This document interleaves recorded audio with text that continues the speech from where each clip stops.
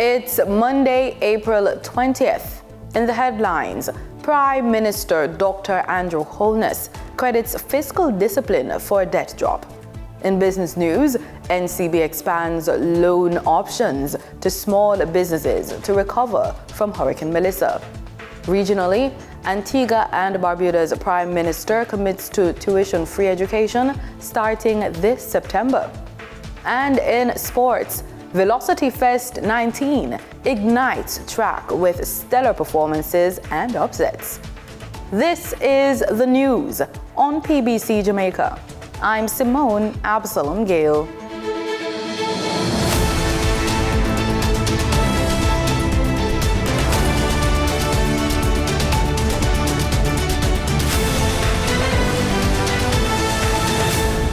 Prime Minister Dr. Andrew Holness says Jamaica's greatest threat to fiscal sustainability lies not in external shocks, but in the pressures of the country's own political economy.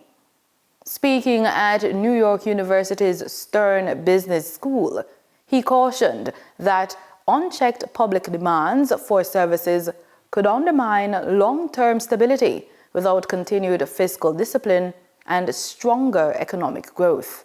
The challenge is, if we maintain the fiscal discipline and we have political support, how long will it last if it does not generate growth?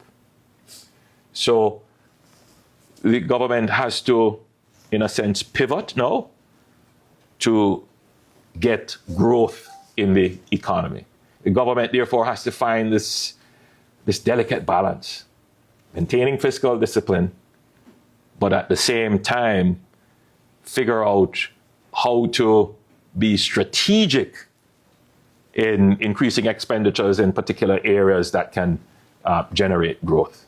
Dr. Holness notes that Jamaica has significantly reduced its debt burden over the past decade, moving from approximately 140% of GDP to just under 60% prior to Hurricane Melissa, crediting the achievement to sustained fiscal discipline, strengthened institutions, and growing trust among citizens, investors, and national stakeholders. The pursuit to fiscal stability is an exercise in true independence. For the first time, we have exercised agency in our economic affairs.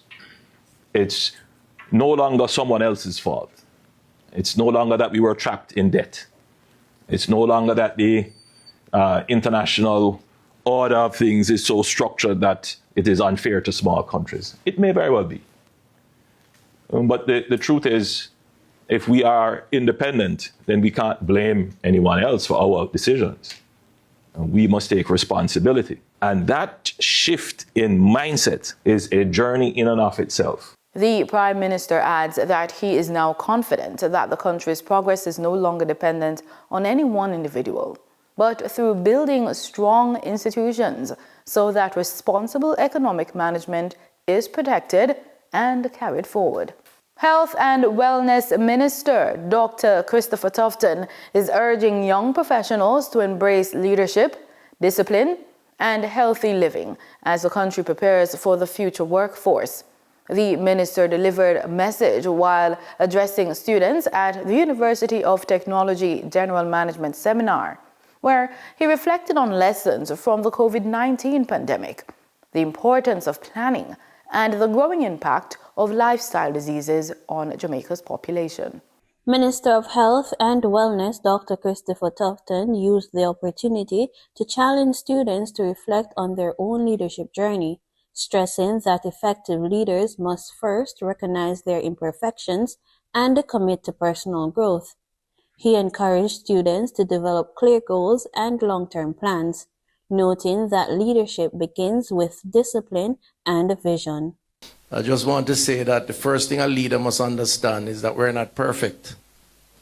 And we must be prepared to recognize the imperfection in us, but we must work towards overcoming those imperfections as a beacon and example for others if you are providing leadership. He also pointed to Jamaica's low skilled unemployment rate, urging graduates to prepare for the job market through early planning and structured personal development.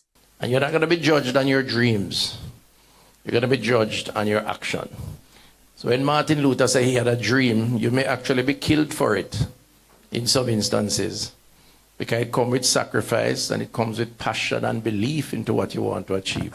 But you must map a plan. No, a leader should never think that he knows everything and have a solution for every single challenge or indeed the plan that you have for yourself.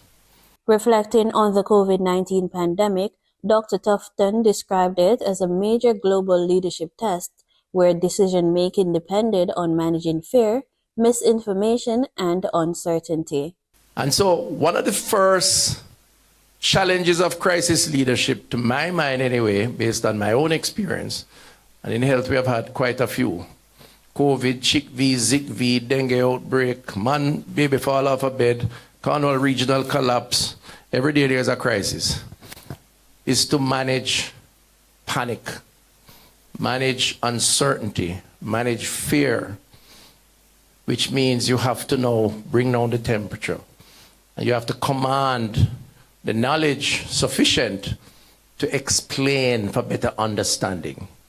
The minister further warned that lifestyle choices are now a leading driver of illness, calling for a greater focus on well-being and personal responsibility in health.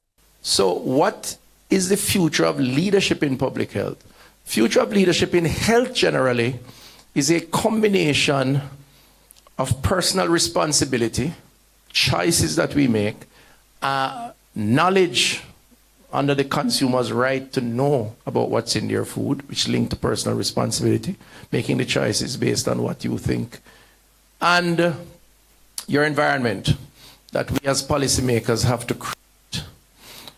So it's about nudging people into healthier lifestyle, which is more a social sciences challenge as opposed to being a clinical application. The health minister says leadership, teamwork, and healthier lifestyles will be critical as Jamaica prepares for future crises and works to improve national well-being. Reporting for the news on PBCJ, I am Denida Rodney. The Office of Disaster Preparedness and Emergency Management says it has received more than $1.4 billion in donations following Hurricane Melissa, with over 17,000 contributors as of March 31. While addressing attendance of last week's post-cabinet press brief at Jamaica House, Director General Alvin Gale said most funds, about 80%, came via direct bank transfers. Donations are also received directly toward donation J-dollar and US dollar accounts held at local banks. Of the funds donated, approximately 80% have been via direct bank transfers. The donor base reflects a diverse mix of stakeholders, including governments, NGOs, individual groups, organizations, and companies. Thus far, just over 17,000 persons have donated to the Hurricane Melissa recovery efforts. He notes that $146 million has been spent on roof repairs. That program itself has been augmented by some $400 million of donated roofing materials from partners. Additionally, some $7.2 million has also been spent from other funds to support logistics matters surrounding the program. To date, under the government-led repair program, some 410 roofs have been repaired, with additional roofs scheduled for repair. Consequently, the program is expected that the program spend will increase over the coming weeks.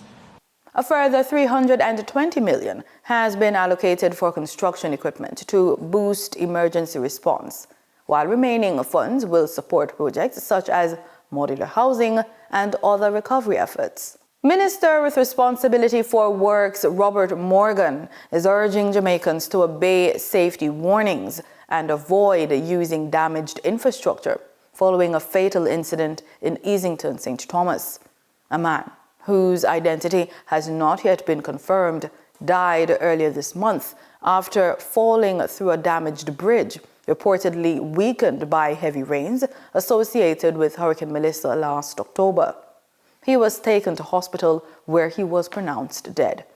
The elderly man, identified as Raphael Bryan, is described as a visually impaired person who often took long walks throughout the community. Is a person, no care you talk to him, say no leave the yard. He just disobey you. You can talk to Moses from stay in the yard. He want to go there, say he want to go there. So we know that, but we have to see if he can see like me and you. He can see clear like me and you. I look darkish. Mr. Bryan was on one of those walks when he attempted to cross the bridge and fell through this hole. He was taken to hospital where he was pronounced dead. The bridge, which was closed to vehicular traffic in the last few years, was further weakened by heavy rains associated with Hurricane Melissa last October. Mr. Bryan was the second resident to fall from the damaged bridge. A resident of Landaway, Takio Drisdale, wants the authorities to erect a barrier. The bridge needs to bar off properly. Something well across the bridge. I would dump it and put no exit on the bridge. Yes, we have more life going to take same way. In a statement, Minister of Works expressed condolences to the victim's family and the Easington community, describing the incident as heartbreaking. He notes that the bridge has been closed by the National Works Agency for repairs and that residents had been informed of the closure multiple times. Another resident, Wesley Sharp, wants the bridge fixed sooner rather than later. Changes have to make immediately. The bridge is very important and it have to fix up now. Minister Morgan says the structure is among 47 bridges slated for rehabilitation under the government's Accelerated Bridge Program. Time now for the Business Report with Denise Williams.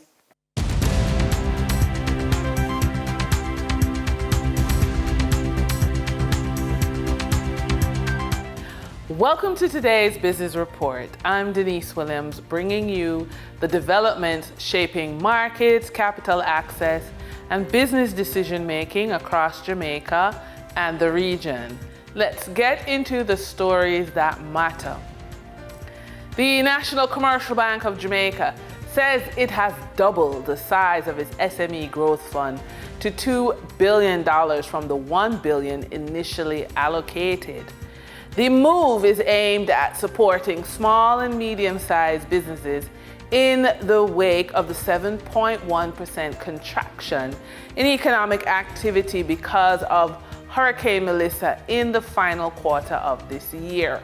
The bank says applications for the expanded facility opened April 16, noting that the additional funding is intended to help businesses stabilize operations, improve productivity, and drive sustained growth.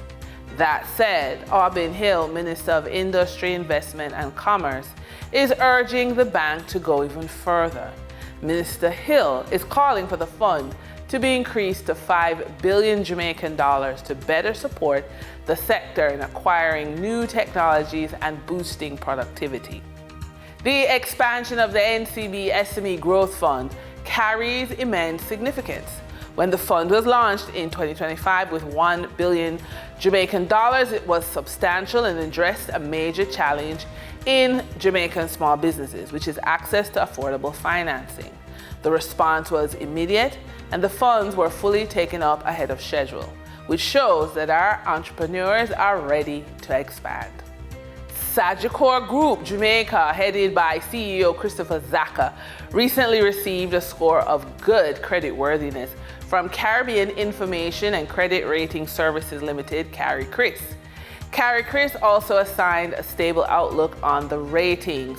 The stable outlook reflects the high likelihood that the group will continue to maintain profitable operations over the next 12 to 15 months.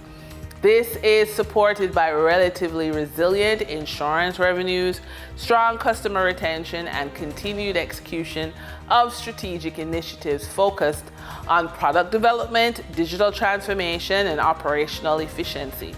For the financial year 2025, Sagicor Group Jamaica's net profit attributable to stockholders rose 75% to 16.22 billion Jamaican dollars, driven by strong performances across insurance, investments, and banking.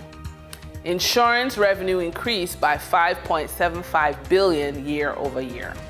For the trading period of April 17, 2026, the most actively traded securities were Kintyre Jamaica Limited with 7,288,753 units, or 23.14% of market sales activities.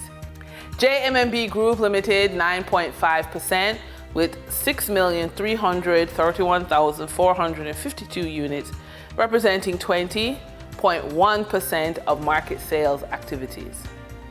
Fosterich Company Limited with 4,431,284 units, representing 14.07% of market sales activities. Investor activity remained concentrated in finance and distribution plays, signaling continued interest in dividend-producing and strategic assets. Turning to the foreign exchange market based on Bank of Jamaica data for April 17, 2026.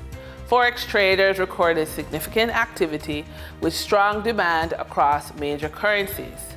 For the US dollar, trading margins reflected steady liquidity, with the US selling at $157.13 and buying at $159.12.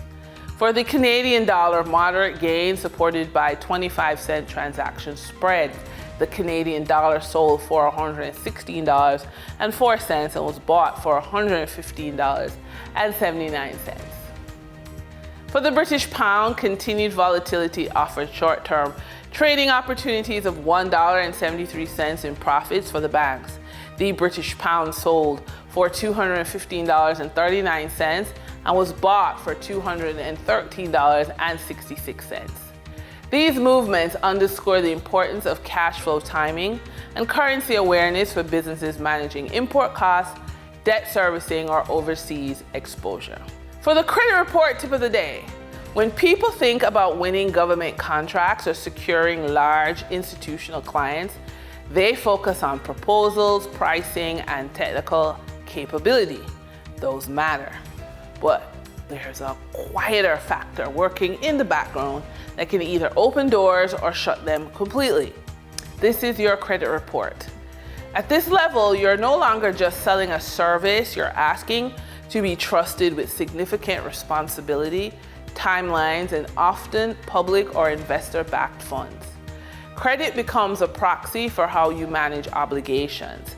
It signals whether you're reliable under pressure, consistent in your commitments, and disciplined in your operations. If your goal is to attract higher value clients, your credit strategy needs to be intentional, which is pay all obligations on time. Consistency matters more than perfection. Keep credit utilization low to demonstrate control over cash flow.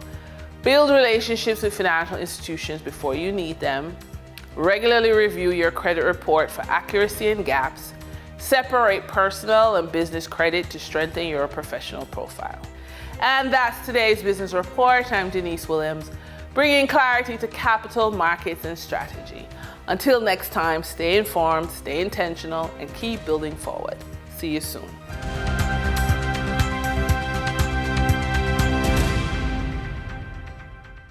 In regional news, Prime Minister Gaston Brown says a re-elected Antigua and Barbuda Labour Party government will introduce tuition-free education at the University of the West Indies by September 2026, if it wins the April 30 general election.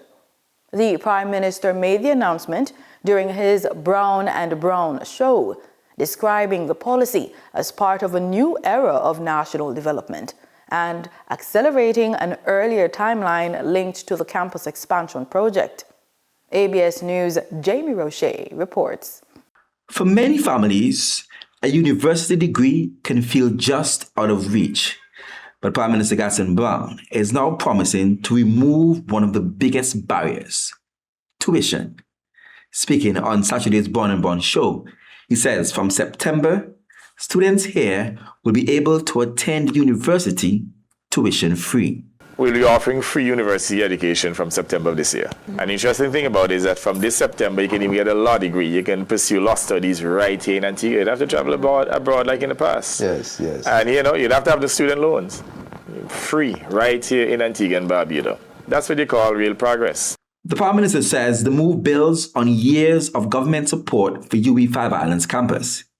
He argues this is not about a campaign giveaway, but about preparing young people for the future and giving the country a stronger edge.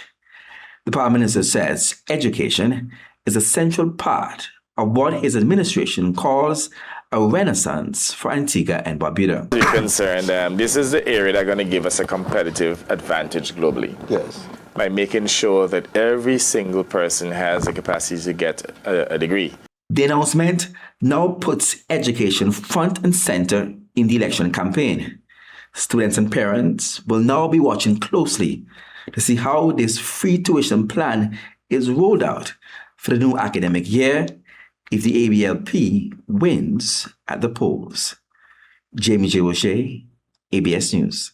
Former Environmental Protection Agency head Dr. Vincent Adams is urging Guyana to take a tougher stance on global oil diplomacy as the country faces fuel shortages linked to the West Asia energy crisis. In an exclusive interview with HGP Nightly News, Dr. Adams says the government must stop being a passive observer and instead demand a written guarantee from ExxonMobil to secure priority access to refined fuel, warning that Guyana's reliance on imported fuel, despite booming oil production, is a major strategic failure. Former Environmental Protection Agency head Dr. Vincent Adams has expressed the view that instead of simply reacting to the pressure created by global fuel disruptions, the government should move immediately to the negotiating table with ExxonMobil and seek a written commitment that Guyana would receive priority access to refined fuel in times of crisis. In an exclusive interview with Nightly News, Dr. Adams said that in his view, such an arrangement should form part of a broader strategy to protect the country from external shocks, especially since Guyana's oil is being produced offshore, while the country remains heavily dependent on imported refined fuel. Adams said one practical step would be for the Guyana government to engage Exxon directly and make the case that Guyana should not be left exposed during major international supply disruptions, while its crude is being shipped abroad.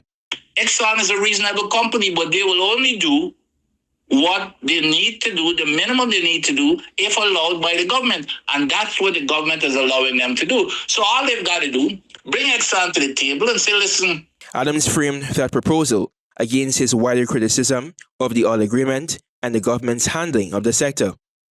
He claimed that Exxon has benefited enormously from Guyana's oil production and argued that the country has not used its leverage strongly enough. You're selling all of our oil to your refineries. Well, in a crisis such as this, make an agreement from now on. In a crisis such as this, we need to have the highest priority. Adams suggested that the administration should be using moments like the current fuel pressure to demand stronger commitments from the company, rather than simply accepting the status quo.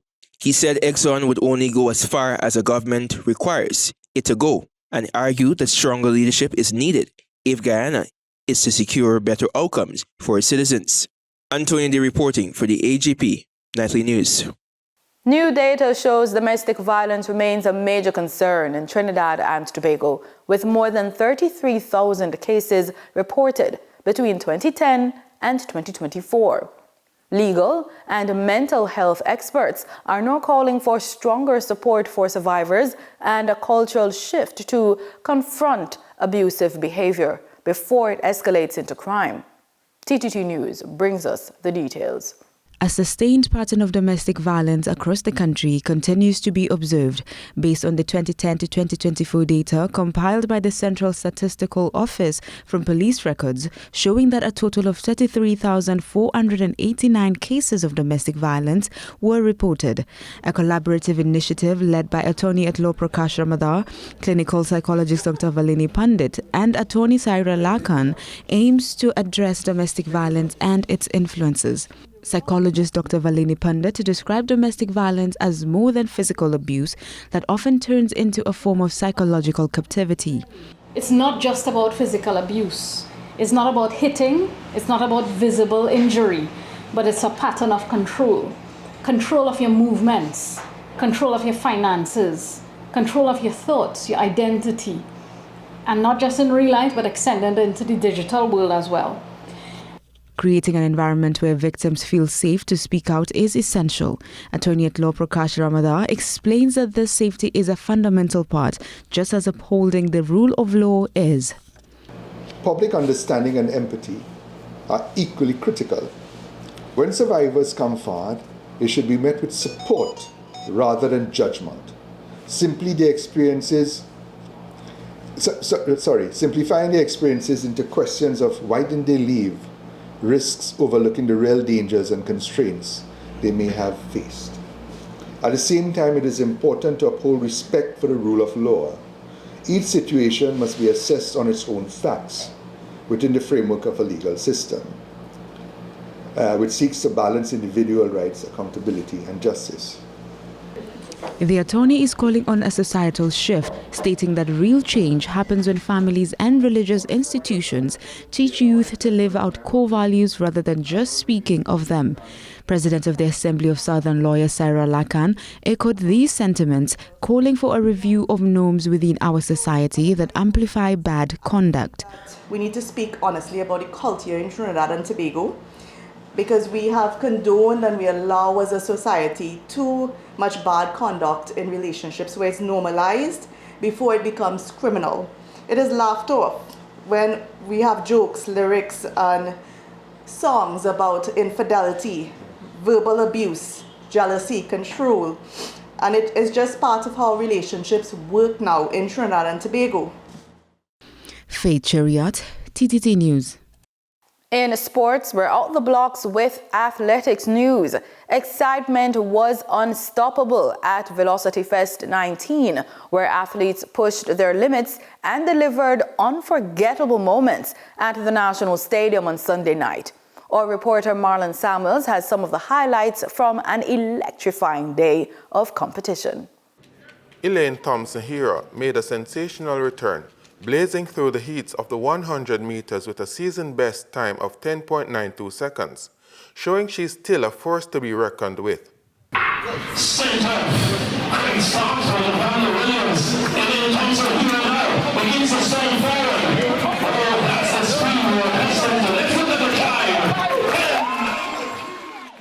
And in the final, Lavanya Williams surged to victory with a personal best of 10.96 seconds, cementing her status as a rising star in sprinting.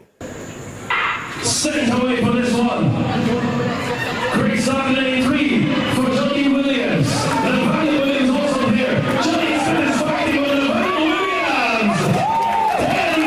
10.97. Another standout was Adrian Carr, who clocked an impressive 20.28 seconds in the men's 200 meters, narrowly edging out world champion Seville, who finished 20.43 seconds.